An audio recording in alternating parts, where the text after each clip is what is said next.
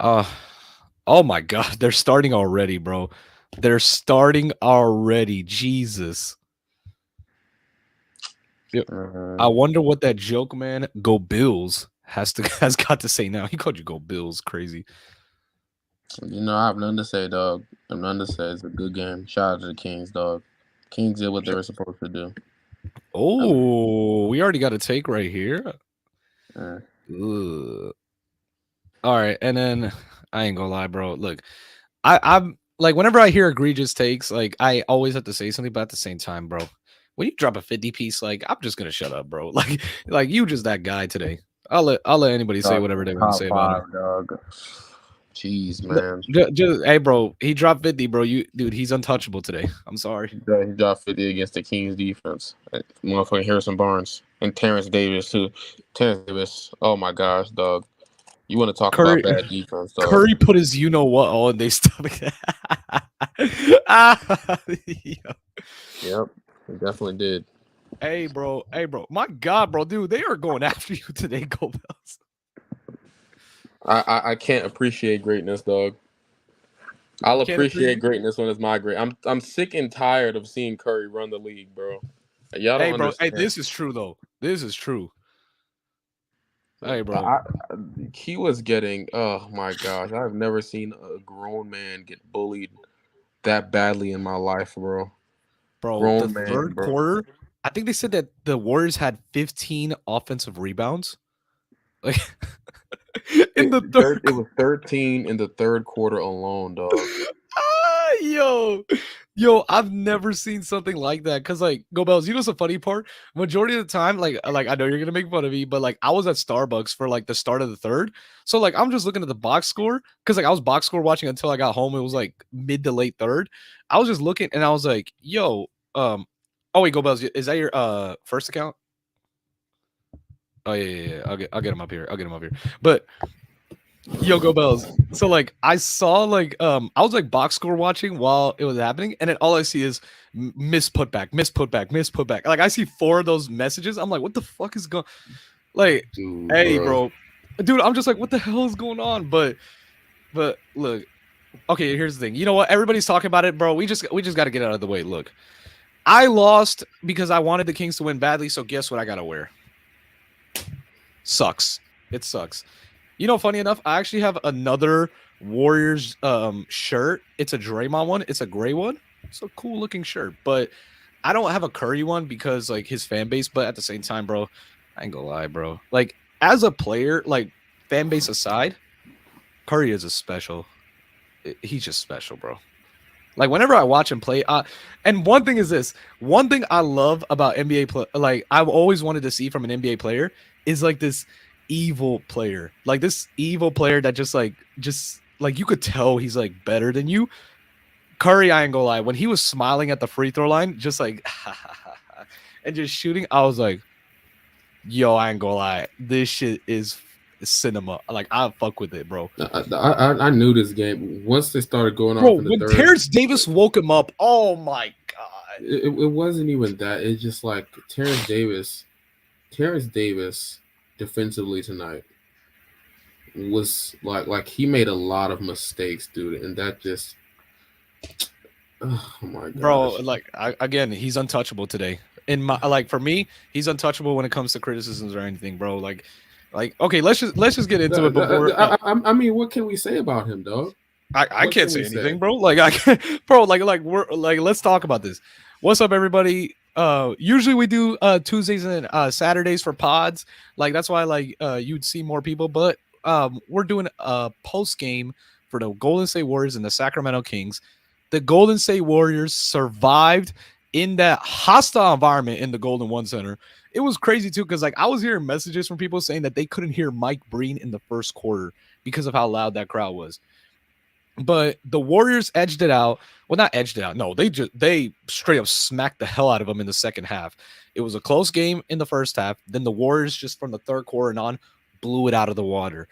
And it was because of one guy who just had one of the best closeout games, if not the best closeout game we've probably ever seen.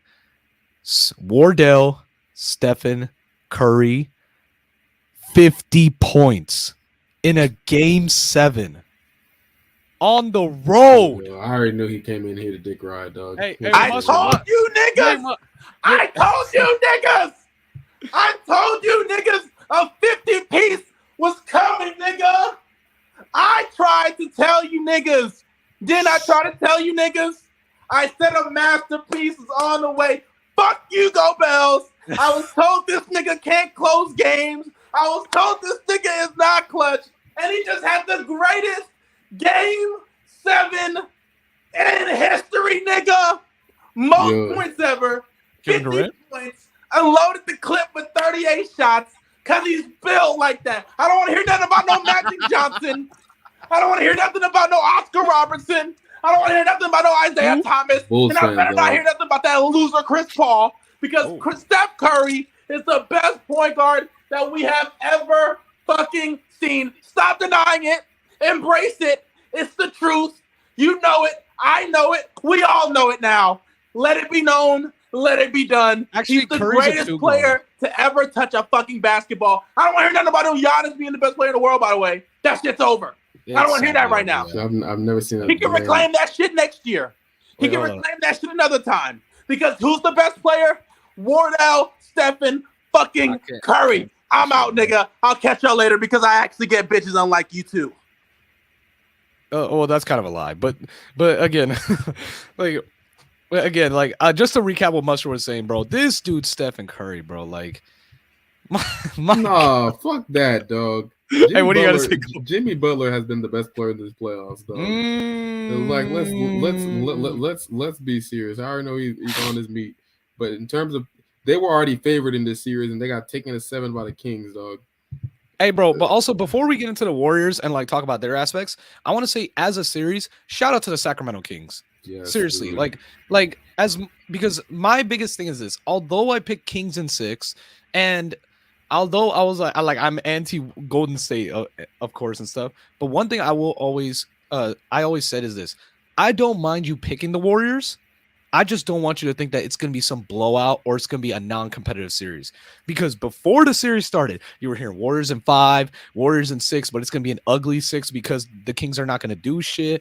You're hearing sweeps. That's what got to me. Because that's when I was like, come on, bro. I was like, at least give them credit. They fought tooth and nail for pretty much 6.5 for 7 games, 6.5 of the time.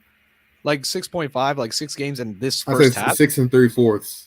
6 3/4. Besides the Terrence Davis, when Terrence Davis fouled Klay Thompson, I mean, I was like, when he did that, I was like, yeah, it's over. It's over. Yeah, but dude, that was. But I want to say this, ever. Like, shout out to Sacramento for sticking through all around and also providing one of the greatest playoff atmospheres I've ever got to experience in my life as a fan. Although I wanted the Warriors to lose, the fact that the Warriors were fighting with the Kings in that regard, it just made it cinema, and I loved it. And you guys did a really great job. You overachieved this season. Nobody had you this high in the playoffs. No, and especially nobody had you competing this much with Golden State before the season started. You guys have a really bright future, and I hope next year y'all ship off Mr. Chinaman and get fucking a rim protecting 4. Oh, y'all could be might be in some contender talks. And then that's a perfect segue. Go Bells. Dude. Let me ask you, what do you think about Mr. Chinaman, Harrison Barnes? Oh my god. Harrison Barnes. Saying this, I'm trying to be nice, and I'm trying not to get us demonetized. Oh my god, bro, don't actually. You suck, my guy. Like, I have never seen a player less built for the moment in my life, dog.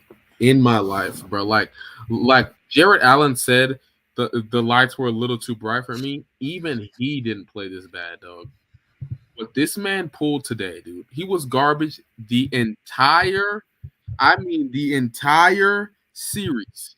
The entire series, dog. Clay was, thank you for highlighting this, bro. Dude, he was selling. Harrison Barnes is useless. He is useless, dog. absolutely useless. I have never seen Wait, a Go player Bells. You don't fuck with 26% from three? like that. Is dude. Hold up. Let me. So he shot 26% from through this series, right? Yep. This dude, this season, bro, averaged 15 a game on 9 shots. One of the most efficient players in the league, right? A He was grifter too. elite grifter, everything. He turned into the worst player I have ever seen in the playoffs. How is that possible? And Like, he's how? not even getting harsh coverages. Like he's getting single coverages. They're against, leaving like, him open. They're leaving him open. You know why Draymond? They put Draymond on this man. They put Draymond on him just so he can help off of him. Yes, that's exactly what they did. That's exactly what they did. That's the funny He was part. so bad. Oh for 9. He did go 0 for 9. He's Yo, not Go Bells, built for did it, you bro. see? Wait, Go Bells in chat. Did y'all see that graphic that people had when Harrison Barnes was on the bike, and it was like Harrison Yes. Barnes in Game 7s, like it's like 5 points, like two rebounds or some shit. Dude, how do you do that? Literally, dude, he played for them. They said He's trying to get a contract back with them, bro. That's crazy. Said they seen it before. You go out there and you do nothing. You do nothing for a whole game, dog. No, he was worse than Dylan Brooks. He was worse. Yeah, because like at least Dylan Brooks was defending. That's what I'm saying, dog. Dylan Brooks is gonna defend. He's gonna hustle. Harrison Barnes did nothing. Hey, yo, nothing, Go Bells, bro. Go Bells. Could I want to say this. Harrison Barnes today, 4 points, 1 of 4 from the field, 0 of 2 from 3, 2 of 4 from the free throw line. He was breaking free throws. A -20 overall. That absolutely. Andrew Wiggins didn't even play that well. Smelly, man. Smelly, bro. A whole -20, dog. Left open. How do you do this, dude? That man is the most accurate like back iron player I've ever seen. Literally, bro. Every single time Mike Breen was a back iron. Like, just, you know how like that you know how the basketball makes like a specific sound when it hits the back of the rim? Yeah, bro. Always hear that with Harrison Barnes, bro. It's crazy. He's so bad. And I just want to say this. I am sick and tired of the whole veteran playoff experience BS.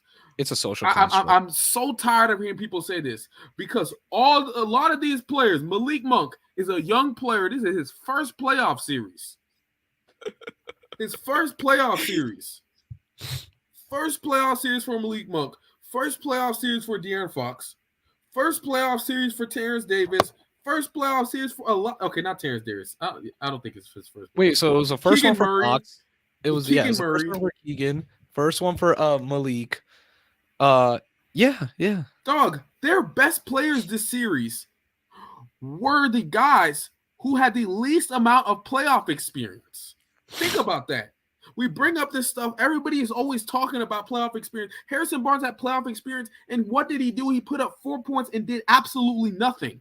Nothing, bro. Do you know what else is my issue too with playoff experience? Like people always like to equate. Like people will always they'll even use bad playoff experience as a way to like still boost you. But I'm like, bro, if your playoff experience is that you've been a brick, are you sure that you're gonna change that anytime soon? Unless like you have unless you actually perform or you have a drastic change to your play style. It doesn't make sense. And it pisses me off. I'm so sick and tired of hearing people say that because the veteran of the team, the dude who had the most playoff experience, the dude who won a championship is the worst player out on the court. That like, it just doesn't make sense to me, dude. But yeah, we all know he sucks. Kevin Huerter, you suck too. Now, I'm not going to get on you as much as I did Harrison Barnes because you have at least showed up once in your playoff career. But and also Huerter was good on the boards, like for the series. I'm pretty sure 9 rebounds, dog. 9 rebounds tonight, dog. He was rebounding out there, but he couldn't make a single 3 to save his life. He's a 3-point specialist. That's what he's supposed to do on the court. He's supposed to shoot the ball. He only took 6, which is a problem, and not just that, but he wasn't making them. He was 1 for 6 tonight, dog. Bro, hey, you know what? Like, Go Bells, you ever hear that thing where it's like every year there's always like a white sharpshooter that always gets played off in the playoffs? Literally, dude. Every single year, dog. You had Duncan Robinson. You had And then Grayson Allen. Remember Grayson Allen for Grayson 2022? Allen last year. Yep, I remember that, bro. The China All Stars. Oh my god, bro. Absolutely disgusting, dude. Hey, yo, Like, Go by the Bells. way, chat, like up the stream, Yep. man. Like up the stream, bro. We're working Stephen A. Smith ESPN hours, bro. We need like up the stream, please. Subscribe if you haven't. Share it on all platforms, please. We're trying to branch off, bro. Well, bro, like we just want to shed light on a lot of people that need to go here. Konnichiwa. Like we're just trying our best, bro. Like we want to shed light in that regard. But outside of that, like let's talk about like some positives from like the Golden State Warriors aspect. Yep. Which honestly I just feel like it's really just like two guys this game. And if you want to include this third guy, you can. But the two guys that I felt like just dictated the game completely, Stephen Curry, and we've already seen what he did, but Kevon Looney. Holy crap, dude. 21 rebounds, 10 of them offense. I was watching the game. Like, y'all know, I know y'all play 2K. He had a rebound take, dog. He was grabbing every he had the glass cleaner one. glass cleaner, boy. That boy was grabbing every single rebound in the vicinity. Like he was just outworking, bro. He has rebound chasing a Hall of Fame, dog. He was completely outworking. Bro, Sabonis. This dude Kevon Looney is like, it's what's funny too is that his shit is just pure like just technique, because that man is not athletic in the slightest except for strength. Like I'll give him like he's an athletic guy in terms of strength because like the dude's a big ass body, but outside of that, bro, that man has no athleticism, bro. He's strong and good laterally for big. Like his technique is just perfect because like he knows where the ball is gonna go, and like he just like has a perfect timing of like grabbing it. And also this is just another thing too, and like I know this is like a casual thing to talk about, but some people just want it, bro. Yep. And he wants it. Like he got that. Thank you. I was gonna say that it's like that Dennis Rodman click thing, like going in his head. It's like he knows what angle it is, and he'll like get himself to there. And it's not even just that, but he draws over the back fouls. He draws like so much attention to where like crowds are gonna go to him, and it frees up a guy like Andrew Wiggins who's gonna get offensive rebounds, a guy like Draymond Green who's gonna get offensive rebounds. And it's just like he did a really great job, especially in the third quarter, bro. Like people like to talk about like Curry, like in my opinion, I know people want to gas Looney and say like, oh, he should get like player of the game. It's obviously Steph Curry because like what the hell is the offense without him? But like Kevon Looney deserves a lot of praise today. In my opinion, the second best player on the court. The third quarter was his quarter, really. Like I think because the Warriors, they were missing free throws. They weren't, their shot was not falling really the third quarter. I don't think it was falling that much. They were missing free throws. They went 4 for 13 in the fourth, and yet they were up 10 to end the third, and that was primarily because Kevon Looney took away a bunch of possessions from what's it called? It's kind of like in football. I forgot what team it was exactly. They like basically hogged the ball the entire game. And you don't have a chance. I forgot who exactly was. Are you talking about like the are you talking about like a team that just like does like a run stop philosophy the whole game? Yeah, like the Eagles. The Eagles. Oh my god, bro. They are like bro, when I tell you in football, they are the greatest like time wasters ever. Yes. Like literally, it could be a 3rd and 4. You run the ball, first down, like 5 yards right there. 3rd and 1, QB sneak, first down, bro. Like, bro, literally, that's what he was doing though. That's basically what he was doing, and that's why the Kings won. That's the Kings. That's why the Warriors won, dog. Like Steph, I'm gonna give him his credit. You know, although I hate the man, and you know, at this point, I just hate his fan base. Like, I don't even really hate Steph, to be honest. Like, nah, dude, I want Stephen Curry to fail, but at the well, end I of do the day, too, of course, yeah, because I want his fan base to fail, of course, yeah. At the end of the day, I just realized that Steph, as long as I'm rooting against him, he will never fail, dog. I'm gonna become a Steph Curry fan one day, and when I do, that's when he's gonna start to fall off a cliff. But I don't think I have that in myself to do it. So, oh my god, They do got the Eagles O line. Except the Eagles don't hold every single play though. That's the difference. But if you get the equating, you know what I mean. But Go Bells is Eddie Brock for Spider-Man. I'm literally at the church praying, dog. It's like God. Not praying for that man to die, but it's like I want you to end his career. Like, hey, but Go Bells, to highlight this, bro.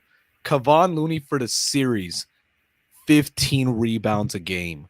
Crazy. Bro. 5 offensive rebounds a game. I think there was a stat that said that like Kevon Looney averaged like 20 rebounds for the last like 4 games.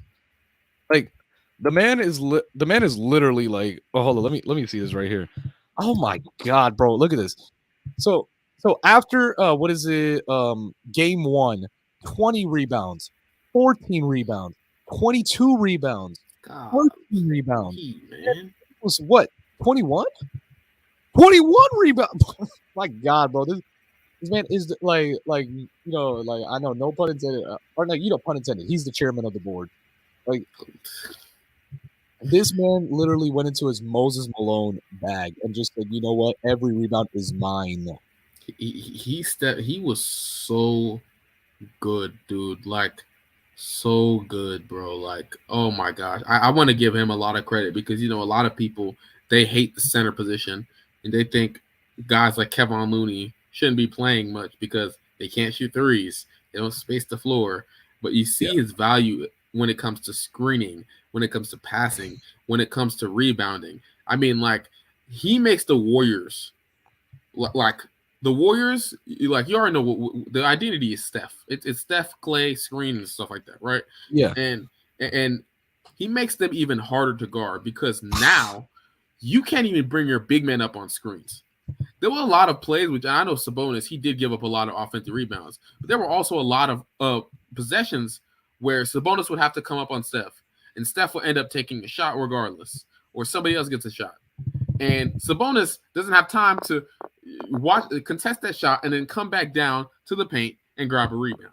Which in Kevon Looney, since he's attacking the glass relentlessly, you can't go small. It's just you're in a bad situation. Can I also mention this too? Kevon Looney averaged 7.7 offensive rebounds in this game and the last 2 games. So from games 5 and on, 7.7 offensive rebounds. Steven Adams, man. Hey, dude, I'm about to say, Steven Adams has been gone for a while, so like I'm pretty much saying this from what I see. This is the best rebounder in the league. Jokic's still here, but you know. Yeah, no.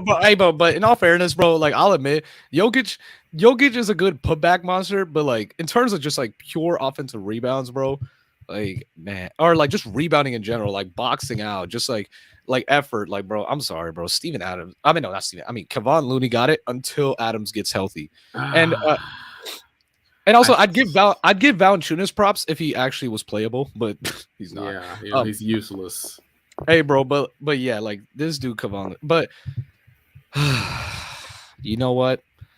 Like, Go Bells, do you have any takeaways more about the Kings Warriors before we get to this? Yeah, just real quick. Like I said, I want to give the Kings a shout out. A shout out De'Aaron, bro. De'Aaron Fox.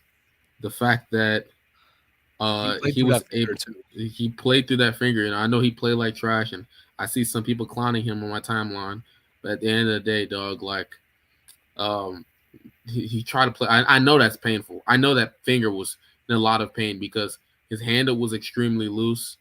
He was afraid to go to the rim because he didn't want to get it hit. You know what I mean? Like, especially guys like Draymond who are very physical. I could see why he wouldn't want that much pain on his hand. And I feel like if he was healthy, I think they would have won this series. I don't think but you know, we're not going to do what ifs. Shout out to the Warriors, man. Shout out to Draymond Green's defense. I think he made an impact this game, dog, especially when it came to stunting at the ball handler. He was a huge reason why De'Aaron Fox was turning the ball over so much. Just simple stunting, you know, forcing him to pick it up or just lose the ball or smacking it away from it. It's not a failure. This is not Billy. This isn't fit. Also, Sabonis. I want to say something about your mic's kind of like just going staticky. Is it staticky now? No, you're good now. You're good now. Nah, I want to say this about Sabonis real quick. Sabonis, the Kings probably do got to get rid of him, only because this is something I said even before the trade happened. Originally, I hated the trade. If you didn't know, Sher, absolutely hated it, because I never liked Sabonis. But he brought something new to this Kings offense. The issue is the fact that he's just not good enough defensively. Now, I didn't think it was going to hurt them in this series because the Warriors aren't much of a paint team, but it still showed up in certain ways. It's okay. I'll say this: maybe the Warriors are not like the greatest, inside internal paint team, but they're a paint protection team, which is their calling card. Like, if for chat that doesn't know about a paint protection team, it's about just walling teams off from even getting to the paint. Oh, I know that. No, I'm talking about for chat. They're so good at it because, I'll say this once, because that's why I feel that's why for the Warriors it's hard for them to go against a big team, because a big guy but it's also got to be a big guy who's a great scorer. He can destroy that team because he can get to the paint whenever he wants, like an Embiid, a Jokic. And I understand those guys will fry anybody, but the point is they destroy that Warriors exterior because of their sheer scoring ability and their just strength and long strides. Size. Yeah, they're just strength and size in general. And if you're not a big man who's a scorer or a super athlete, because I will say this, super athletes can beat Golden State, but somebody like a De'Aaron Fox, somebody like a De'Aaron Fox whose finger is fucked up, it's not going to be the same because he's also going to be hesitant to go. But if you're a super athlete that goes to the rim, or a big man that's a great scorer, that paint protection is going to be just dangerous. It's going to be hard to break that. And that's why I feel like the Warriors' defensive philosophy is so good, because not only do they have that, but they also have one of the best defenders in the league in terms of just processing literally anything that could happen in Draymond Green. So I will say this, shout out to the Warriors defense. It still looks good. I will say this though, it's not as good as last year. It's nowhere near as good as last year, in my opinion. I just felt like last year, it was just everything was clicking as a defense. The defense was cheese. Yeah, the defense was really cheese. I think a part of that had to do with what's it called? Okay, I don't really know. Oh, and also one more thing too. Shout out to Steve Kerr. Shout out to Steve Kerr for doing a great job. Because I'll say this: these Warriors fans, these ungrateful sons of bitches, bro. Thank you, dog. They fucking hate on this man up and down. I understand that in some aspects he should be playing Curry the whole damn game and stuff. But at the same time, do you want to kill this man? He's fucking 34. He's 34, 35. He's doing everything he can. Tell your damn personnel to do something. That's the thing. Because people get mad at coaches for for rotations, for patterns, for all that kind of stuff. But at the end of the day, he's working with what he has. Tell those people to play better. Because I always say this, a scheme can only go as far as your personnel can. Thank you. Oh my gosh. Bro, do you really think that 2014 Spurs extreme ball movement 3-point shooting team can work if they don't have great 3-point shooters? They're like Greg Popovich is a terrible coach. I'm about to say, bro.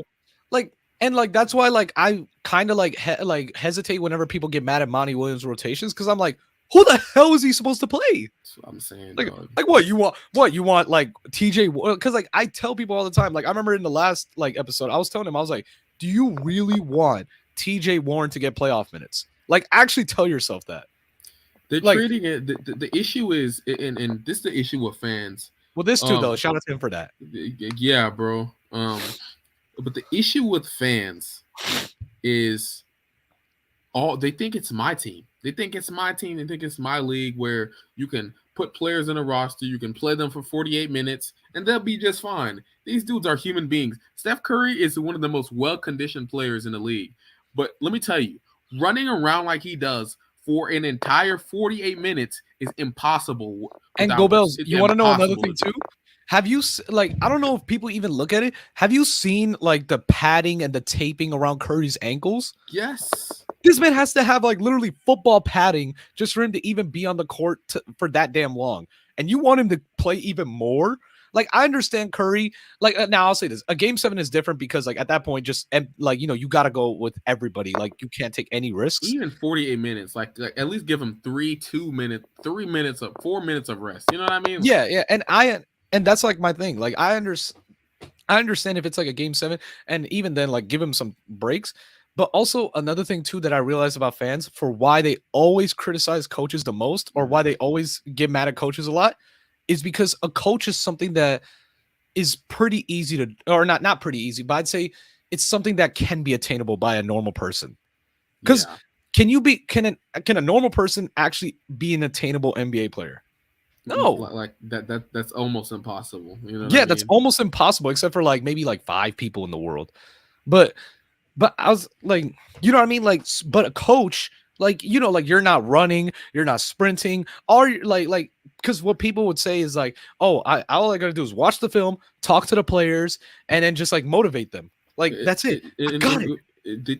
They think you just because you watch Coach Carter. I have to, bro. I lost. They think just because you watch Coach Carter, you know what a coach is. Yeah, I'm about to say.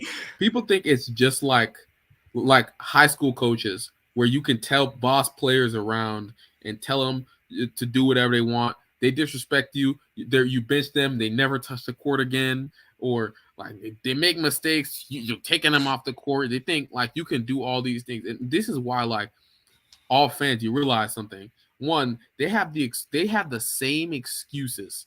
They all make the same excuses for why coaches are bad. They're like bad rotations, bad timeout management, doesn't make any adjustments. It's always the same thing for everyone, bro. You know what's funny? They'll never actually break down like the X's and O's too, because like a lot of like I'm not saying I'm this like savant of a X's and O's guy, and that's why I never always bash the coach, because I'm always looking at the personnel and I'm always like, yo, you should be doing something, because like I don't know like every single playbook that these coaches have. But also there's people out there that will talk like they're a coach and can't even tell me what an Iverson cut is. Literally, they can't even tell me what elevator screens are. You know what I mean? They can't tell me what a floppy is. Like there's like, yeah, I'm gonna say every fan is like, yeah, I'm not your teacher, I'm your new basketball. Like bro, get the fuck out of here, bro. These fans like that think crazy, that they can, man. Like, and that's what, and it's mainly to like talk about like Steve Kerr with Golden State's coaching. Like he's a great coach, and I feel like the fans of Golden State, they take him for granted because God forbid he goes any other place, he will do a great job. Yep. He will do a great job, and then you're gonna hear fans be like, "Oh my God, I want him back." Like, why would Kurt leave us, bro? Like, we took him for granted. And it's not to say that Kurt, and also I do want to say Kurt isn't perfect. He's not like the best coach in the league. Dude, or no anything. Coach is. No coach is exactly. Perfect. What coach is? Even Greg people don't even remember this. Greg Popovich got outcoached by Billy Donovan in a playoff series. No coach is perfect. He's the best coach. He was the best coach in the league. No coach is perfect, dog. Exactly. And like, bro, and are we not gonna act like them early 2000 Spurs like offensive strategies were just let Duncan cook? Like, you know what I mean? Like, are we not like, you know what I mean? Like no coach is perfect, but at the same time, if you're a great coach, like not every game or not every time you lose, because this is the thing. It's like usually you never hear people blame a coach when you win, but it's always whenever they lose. Because I've seen times where coaches have had a bad like coaching game and they won because their players are just that damn good, you know. But you'll never hear people like criticize them and be like, "Man, that coach, oh my God, bro, like he almost cost the damn game because of this, that." Like, you know what I mean? Like, and at the end of the day, like again, just appreciate Steve Kerr, you Warriors fans, please. Like, realize that he's really good and he knows what he's doing. Top 10 coach of all time. Like, yeah, for some reason they don't. Yeah, like it's, dude. And this is another thing too. It's a thankless job. That's a fact, dude. 100%. But also, but that's why, like, I would like. That's why on this platform, I would want to highlight somebody like a Steve Kerr. Shout out to him for his defensive construction. Shout out to him for also like winning the chess match against Mike Brown, because Mike Brown was doing a very good job as a coach as well. And that's another guy. Shout out to Mike Brown. Yep. You did an amazing job. And you deserve all the praise in the world.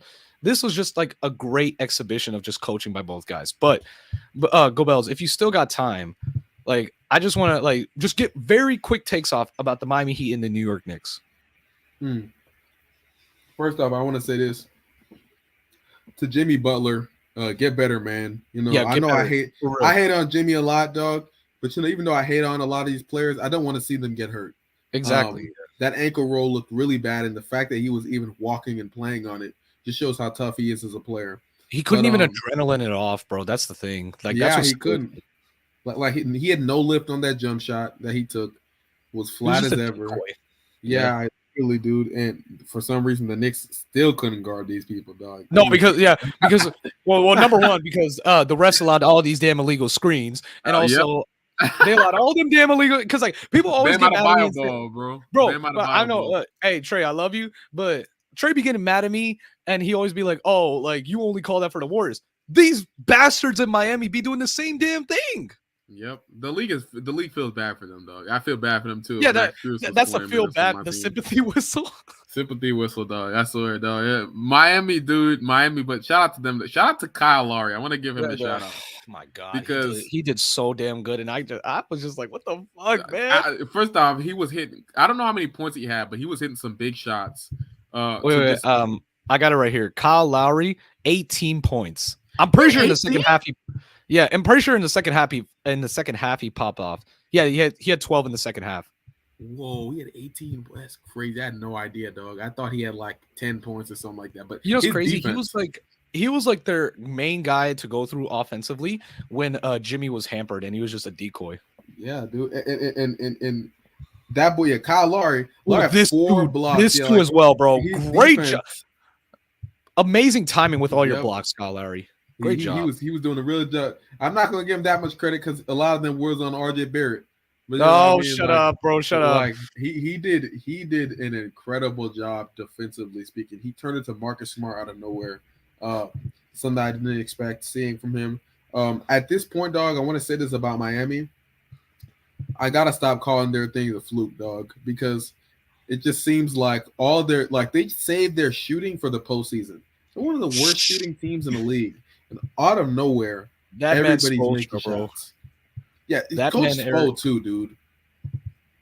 Bro, shout out to Spoelstra. Oh, by the way, also I want to say this too. I hate the Miami Heat for doing this bullshit in the third quarter. When I tell you the Miami Heat are a football team, it's not just because of the fact that they're a rugged, like just hit stick every time on defense, kind of play like that's how they play. These motherfuckers were running 4 verticals every time. Like we missed a shot, and they got like 8 fast break points off that shit. Jimmy Butler, Kevin Love, Patrick Mahomes, deep to Tyreek Hill. Jimmy Butler catches it, touchdown, and then he just oh my God, dude, every play. We lost our lead because of cherry picking. Literally, it's something that Jimmy and AD both do well. Like they will contest the 3 ball, and instead of going back to rebound, immediately they'd go try to score the bucket. Yeah, and that boy, Kevin Mahomes, man. Bro, dude, it was literally just Patrick Mahomes to Travis Kelce or Tyree. I just saw what is it? I just saw the early 2000s Rams. I was just like, what the hell is this? Why am I watching the greatest show on turf? Why am I watching that? And then here's the thing too, it's because dude, Jimmy Butler was so shameless too, because he was at the 3-point line. He didn't even care if Brunson made it or not. He just he just went. He took off. He just went, and then I just see Kevin Love grab it. Oh, just fucking launching it. I'm like, oh my God, bro. Jimmy Butler is. I want to talk. We talk about his offense, which I'm not sure how many. I'm not sure what he put up tonight, but I will get into it, bro, because I agree. Defensively speaking, Jimmy Butler was absolutely he is. He is one of the best defenders I have ever seen. Unironically, he's stupidly locked in. Unironically, bro, that man. His hands are crazy, dude. Whoever's the scariest deep threat between Torrey Holt or Isaac Bruce. But that boy Jimmy was his hands, his positioning on defense. He is some of the best timing that I have ever seen. And the fact, I asked this question. I honestly think it's the best ever, to be honest. The best hands ever? No, not the best hands ever. I said when it comes to timing and passing lanes, I probably think he's the best ever. Hall of Fame interceptor, dog. It's Dude, like crazy, bro. here's the thing about Jimmy Butler. Corner, he's yeah, a running back. He's a cornerback. Now he's a wide receiver. Like, hey, bro, he's Spencer from All American, dog. I'm telling you, boy, play every position. Bro, that man Jimmy Butler, bro. Hey, that dude is one of a kind. He is the only reason, like him and Bam are the only two reasons why this Heat defense even stands a chance. Because if we're being real, like outside of Bam, Jimmy, and Caleb Martin, like defensively speaking, they should not be where they're at right now. You know what I mean? Like, let's just be honest. Oh my God, yes, Jimmy is Deebo Samuel, bro. Deebo Samuel's, dog. No bag. Just I want to say I think Jimmy is able to do what he does, and I want other players to pay attention to this. Jimmy's able to do what he does because he mastered the fundamentals. He's not anybody flashy, anybody fancy. Doesn't do anything fancy. He just masters the But Go Bells, we also do got to credit Jimmy for like just being a one-of-one kind of person in that regard, because having that, like, you know, just like instincts, like coordination, timing, it's like an anomaly to pretty much have that. Yeah, dude. And also, like, Jimmy Butler, like, I know, like, this may sound kind of funny, but like, I know people use it for like certain people, but that man is sneaky athletic.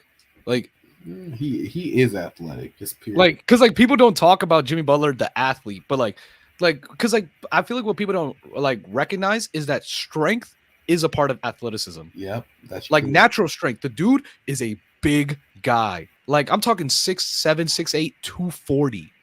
Like, just chiseled. I think it's probably 250 at this point. But he's that. He can jump high. He can like, he may not be super fast, but he's fast enough. And like defensively, just like his laterally, like laterally, his hips. He can stay in front of anybody in the league. And it's weird to see him be able to defend like this because his body looks so weird. Like, he's all torso, no legs, and he has like no arms. You know what I mean? No, you know, that's what I was gonna say too. Because like I think Jimmy Butler is like a 0 wingspan. Like, it's not a positive. Because like I'm pretty sure. Wait, like I remember I looked this up. I think he has a negative wingspan. I'm pretty sure. No. It's either a 0 or +1. Like, his but like, is small, and that's what I'd be thinking about. Like, imagine if Jimmy Butler had a positive wingspan. Like, you just gave that man, like, what is it? Draymond arms. Oh my God. What's his wingspan? Wait, what? If he did have a positive wingspan, that'd actually be like very broken. He might average like 3 steals and 3 blocks a game. Hey, but also, like, for the Miami Heat, shout out to Kevin Love. Like, he had so many instances of just being really good as a spacer and just like making your shots in crucial moments. Shout out to you. Shout out to Bam Adebayo. Yeah, I'm gonna say Jimmy Butler got that big call. Yep, that's a fact, dog. That man Jimmy Butler, bro. But shout out to Bam Adebayo. Like, as much as like, you know, like he had a really good showing offensively, 16 points, 13 rebounds. One of my favorite one of the things that I really do want to highlight about Bam is just his overall paint defense. Yeah. Like, when I tell you that man walled off the paint, it felt like in the second half, especially the fourth quarter. Oh my goodness, bro. Like, it was like legitimately like insane what Bam was doing in the fourth quarter, like just in terms of like walling off the complete paint. Because like New York, it felt like they couldn't really get a lot of shots at the basket. Like, look at this. Like, New York was 5 for 9 in the restricted area. And I felt like Bam had a good part to do with that. He was deterring driving lanes. He was forcing strips. He was forcing loose balls.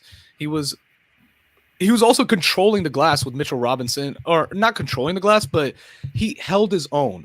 Because I remember in the second half, the Knicks weren't really getting a lot of offensive rebounds that I felt like they could have done. But it was also because Bam was like bumping Mitchell Robinson out of place. So shout out to you, Bam. Like, in that regard, you did a really great job defensively. You held your own as much as you can on the boards, and you also provided a spark offensively. Good shit, bro. Good shit. Kevin Durant mid-range jumpers, dog. Kevin Durant. But like, defensively, he was great. I remember there was a stat. The Knicks scored like 40 points in the paint the first quarter, the first half. And then like later on, they just forgot. You know what I mean? And speaking of the Knicks, can we get onto them real quick? Last a couple. Or do you have any other guys you want to highlight from Miami? Like, real quick. Just really, Caleb Martin as well. I think he was great defensively on Jalen Brunson. especially later in the game. But yeah, that's it. Gabe Vincent. I mean, I don't really want to give him credit, but All right. shout out So, 5, please. what do you want to say about the Knicks? Just real quick, the Knicks dude. One, I felt like at times they were getting a little bit too 3-point happy, mainly Yeah. Obi Toppin. Yeah, I was gonna say I really was Obi. Yeah, I like. Don't get me wrong. He shot 4 of 11, 36% from 3. That's not horrible, but for me, it was too much. I'm gonna need Obi to impact the game more with his athleticism. I don't like him just standing back behind the 3-point line. He was being guarded by Kevin Love in the 16 minutes that Kevin Love played. And I felt like Kevin Love was able to get away with a lot of things because New York didn't really attack him, but also I felt like Tibbs didn't make it a focal point too. Yeah, and I think Obi, I know some of these threes are open, and you're gonna have to take some of them, but I want to see him attack Kevin Love more, make him move his feet, because Kevin Love clearly had an impact on this game offensively. You take him out this game, you have a better chance of winning. You know what I mean? And that's my real thing with the and also another thing too that I felt like because here's the thing, the Miami Heat are switch defense. Another reason why I felt like we couldn't really dominate on the boards, like extraordinarily to where we could just control the whole game because of that regard. Yes, we had 7 more rebounds than them, but I felt like we could have got something like 12 or whatever. Is that when you're running switch defenses, try to do off-ball actions to where Kevin Love and Bam are out of the paint. Because if you get the bigs out of the paint, and yes, Jimmy Butler's a good rebounder. I don't want to take credit away from it. But if you have Mitchell Robinson in down low with Jimmy Butler or with Gabe Vincent, he has a much higher chance of crashing that glass and just getting more offensive rebounds. But at the same time, you had 14 rebounds. Shout out to you, bro. You did amazing. I don't want to take any credit away from Mitch. You did a great job. But also, this is another thing where when it comes to the Knicks offense. Now, here's the thing, chat. I'm not saying that he's going to be this superb, impactful player, but we need Julius Randle in the sense of we just need another offensive threat. Because let's say whoever is Julius Randle, let's say it's who's an offensive threat that's a subpar offensive threat, like a Siakam, you know what I mean? Like a Siakam. Oh my god! No, I'm just saying anybody, just a subpar offensive threat, like a Siakam. Subpar. Oh my god! Have you seen him in the late game situation? No, but you get what I mean. But I'm just saying, what's a player that's a 4? Who? Russell Westbrook. Russell Westbrook. You know what I mean? Let's say Russell Westbrook was injured, blah, blah, blah. Any one of them. In that situation, we're just lacking in offensive threats. And that's why I felt like the Knicks couldn't really create a lot of offense. And I will admit, though, Tibbs didn't do any favors with with just the fact that he was just running let him cook offense.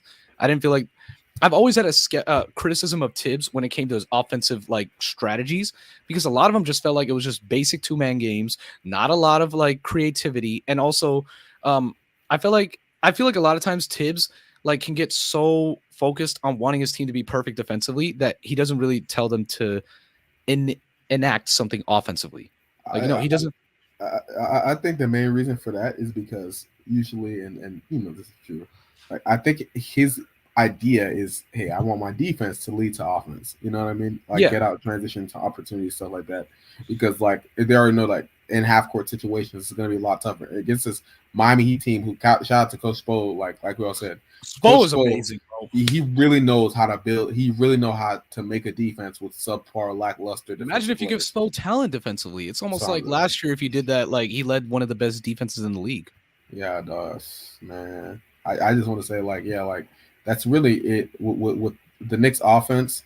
I do agree with you there. You know what I mean? Julius Randle is a dude who they're not going to let play one-on-one. You know what I mean? He's going to be another guy who draws a crowd. RJ Barrett, they help regardless on whoever. But RJ did great today. Well, I will admit he was pretty subpar in my opinion in the second half. He was pretty subpar, but just from what he provided in the first half, it was a lot. And shout out to you, RJ. But also another thing too that really concerned me about the Knicks, bro. When are we gonna make our threes? Because it's not even a thing of we're just shot chucking or whatever. These are good quality looks. Wide open airballing. It's because here's the thing. It's one thing that Miami shot well. It's another thing that we just couldn't shoot. Like everything inside the arc, great. We did our job. But outside the arc, and I get Miami runs off shooters. They're great at closing out. I understand they're a perimeter-oriented team, and like they're the same thing as the Warriors. They're like a paint protection, exterior, run you off the line kind of team. But at the same time, we had good looks. Jalen Brunson, you had looks that like you usually get off the off the dribble on your threes that you made against the Cavs. It's the same quality looks, but you made 0 threes. You had a good game overall, except for that regard. You did not do good in that regard, and I really I'm telling you, Go Bells. Guess this. Guess what our 3-point. Guess what our 3-point collective as a team was outside of Obi Toppin. Oh snap! Outside of Obi made 4. That made 3 threes, right? 3 threes. We went 3 for 23 from 3. I'm sorry, bro. That's unacceptable. Unacceptable. And I'm pretty sure in the second half, Obi was the only person that ever made threes. Let me see. Dude, no. IQ made 1 3. But outside of IQ making 1 3, or let me see, like outside of y'all Obi, were missing a lot of threes. And I just think at this point it's just Miami. They got some voodoo going on. I don't know. Yeah, no, it's dude, it's like, and like I'm not gonna use a shooting luck excuse because like I don't believe in shooting luck in the playoffs because I feel like it's shooting. I'm sorry, dog. No, it's not. No, I don't believe in shooting luck in the playoffs. I just feel like we just were not prepared today. We need to be better in terms of like open catch and shoots, and we gotta be able to do that. And also another thing too, even though Obi was getting good looks, attack the space. You're an athlete. You. How you were saying, attack that space. 11 3-pointers, dog. Like, I don't care if you scored 18 points, man. And like, what's the crazy part too, Go Bells? I know Miami was making some bullshit, but they didn't even really have this superb 3-point shooting game either. Bro. They had a subpar shooting game. It was I'll say this in the second half. In the second half, they did good, but overall, like they hit big threes. Yeah, that's the thing. Like they were just hitting like good timing threes. And also another thing too, the reason I'm not out on this series and I'm really confident is that we were really neck and neck with them the whole damn game, except for like the last 3 minutes.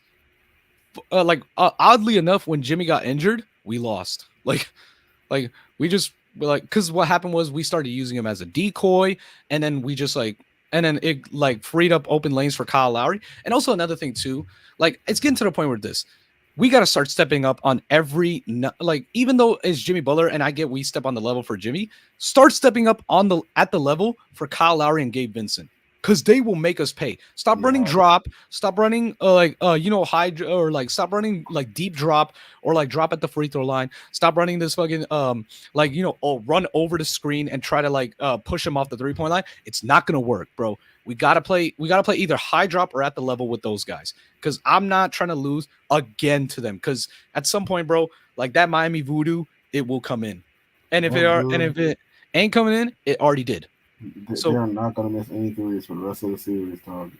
But also another thing too, Go Bells, I did want to highlight this, and this is not to like rain on Jimmy's parade. So I do want to say this. Shout out to Jimmy, but this is what happens when he faces a team that actually treats him like a superstar. He's still at 25 and 11. No, I know he's still at 25 and 11, but I'm talking about like these 40 pieces and these because again, Jimmy Butler, great game overall, great game. But this in terms of this complete shot making just bonanza where he just goes off and he's just destroying teams. This is why I feel like teams have to start treating Jimmy Butler like a superstar. Yeah, shout out to Ash because he called it out. Shout out to Ash. Yeah, I got it. He said nobody guards Jimmy like a star, bro. Like they just sent single coverage. And the Knicks said, at first I thought they were doing it. Then I rewatched some plays. You could see guys like Obi Toppin. He was shading off of guys like Caleb Burton. They were just showing him more bodies. And a lot of Jimmy's buckets came off of off-ball actions. You know what I mean? Yeah. No. It was the Hail Marys. Remember? Yeah. All his buckets. Hail Marys, and then he had cuts on the baseline, sealing people. He literally had a pick and roll play where he was a big man. Literally, dude, Clint Capella. Like Go Bells, you were saying it. He literally was in his Clint Capella bag today. He literally, dude, Clint Capella ass offense, dog. I swear, bro. Except he was making free throws. And, shout out to him though, yeah, and shout out to Nick's game plan there. Just you don't expect Kyle Lowry to drop 18 points. Yeah, You know, like and here's the thing too. Like, also another thing, this series is like jail ball for real. yep. Like, I bro, thought it I is. thought it was gonna be sub 90, dog. Hey, bro, we barely cracked 100, and like, yeah, like look at this 6'8" Capella, bro. Like, Literally, dude. but honestly though, like I do want to say I'm still optimistic about this series. I feel like we have to clean up our shooting, and if we're not gonna if we can't clean up our shooting, then we have to either like make it more of an emphasis to crash the boards, because I do feel like if we just send more bodies than just Mitchell Robinson, even though he did a great job, by the way, I don't want to take it away, he did a great job. Like, send more bodies into the glass, but also like it will open up for like fast break opportunities. So yeah, but at the same time, go Bells. Before we go, just one more thing: Mhm. Lakers, Warriors. What you got? And no bad luck bullshit. Just actually It's say, not bad luck because I hate both of these teams. So whoever wins, I lose. It's kind of like the but Knicks Heat who do you series. wait? But Logically, logically speaking, I think it's going to be a 7-game series, but it's ooh, going to go to the Lakers. Um, you did make some good points when we were talking about it earlier. Just their overwhelming size, and one thing that just doesn't get brought up is the Lakers, even in their tanking years, did a very good job guarding Steph Curry, and they have ever since, outside of one game. Um, but yeah, I expect them to play very well against them, and just overall size, and just out muscle that team, because not only are the Lakers a bigger team, but they're also a very mobile team. So I don't hate everybody. I just hate some of these bigger markets, dog. he's a big market hater, which is understandable. That's And why for the me, playoffs start. It sucks. And for me personally, I got Lakers in six. Logically speaking, for like a lot of the instances, I don't feel like this Warriors like crashing the glass factor will happen against the Lakers because they're a big team. I feel like when it comes to like a physical, like rugged, like play style, the Lakers edge them out in that regard. And also, I trust the Lakers' offensive like unit, like just complete like offensive array more than the Golden State Warriors, because I feel like a lot of it is ran by one guy, and if you do a great job of neutralizing that one guy, the Warriors going to have to put up a masterclass as a defensive team. But the Lakers got like 4 different guys that could like create something, and then one guy off the bench, if he's like on one, Rui can get something up. So yeah, the Lakers, I would give them in 6 games. They're going to finish off in the crypto arena. But that does it for the pod today. Thank you so much, Go Bells, for showing up today. I know today was rough. Like, life sucks. Like the beam was not lit today. The world lost, by the way. Like, if for anybody that wants to know, the world lost today. Basketball has been ruined, at least for today. But the Lakers, LeBron, AD, end them. Seriously, end them. Please.